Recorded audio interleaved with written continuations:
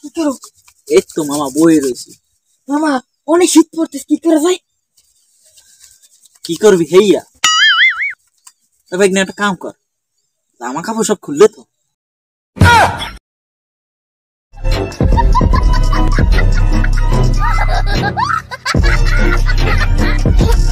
তুমি কেমন কথা কইলে? এত শীত তো বেশি পড়বে।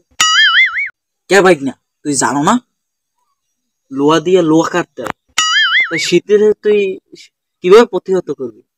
জামা খুললে তুই হবে, শীত বেশি লাগবে আর শীত করবে না।